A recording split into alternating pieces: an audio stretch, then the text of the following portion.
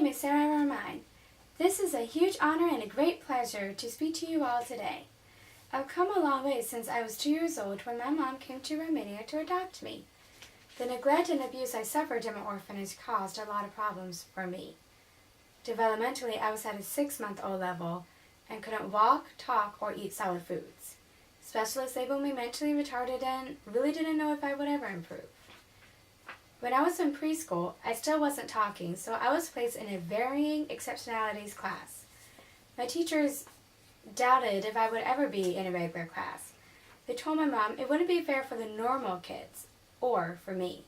Thankfully, my mom didn't listen to them, went to Partners in Policy Making to find out about IDEA, which stands for Individuals with Disabilities Education Act, and inclusion.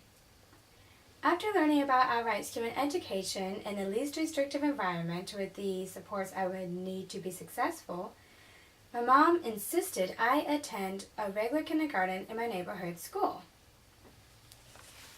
While I was in elementary school, I still had significant learning challenges. So when I was 7 years old, I participated in brain research in Detroit, Michigan. The PET scans proved that the neglect I suffered in my orphanage affected the function of every area of my brain. This important research demonstrates the need for quality care during the first few years of a baby's life, as well as early intervention. Throughout the years, I've had lots of labels: educable mentally handicapped, speech apraxia disorder, language and speech disorder, sensory integration disorder, attachment disorder, but most recently, specific learning disability.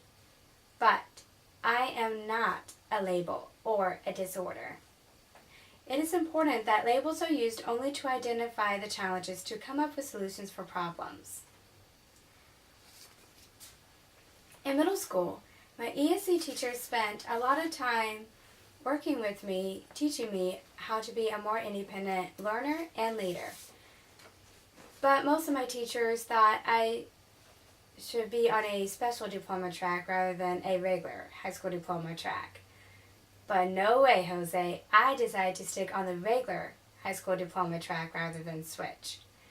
Instead, I auditioned for a high school of performing arts. It's very competitive, but I was ecstatic when I found out I was accepted. My dedication to my education finally paid off when I was in my freshman year. That was when I was invited to join the National Honor Society. Although I passed the writing portion of the FCAT, Florida Comprehensive Assessment Test, with my learning disability, tests are extremely hard for me, and I was unable to pass the reading or math portion of the FCAT.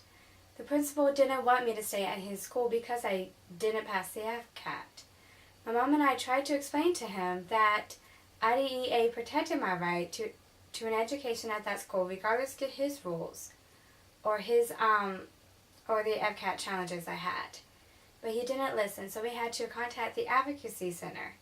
Our attorney explained to the principal, as well as the school board attorney, my rights to stay at the school. Everyone finally came to an agreement. After thinking about it, I thought, why would I want to be somewhere if I'm not wanted? So I decided to apply for the McKay Scholarship and transfer over to a Christian private school. That is where I finished my last 2 years of high school. Looking back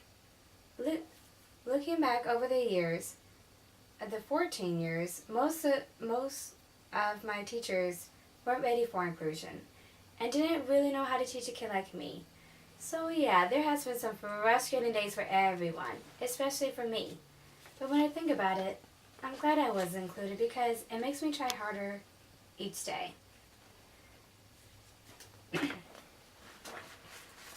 I am going to Polk State College, majoring in communications. My goal is to become the most effective advocate possible for myself as well as for others with disabilities and abandoned children around the world. I love going to college, and I can't believe that I almost let my fears stop me from applying.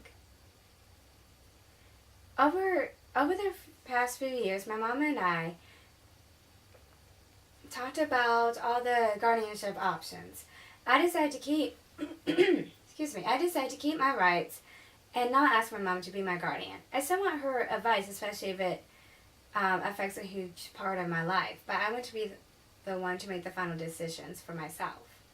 A few months ago, we attended the Lighting the Way workshop and learned about the different levels of guardianship. I need help with my finances, so I asked my mom to be my co-signer on my bank account.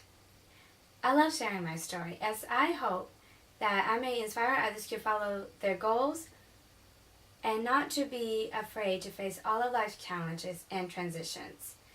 And I also believe that if we all come together as friends, family, and partners, we can make each other's dreams come true and save the world. Thank you.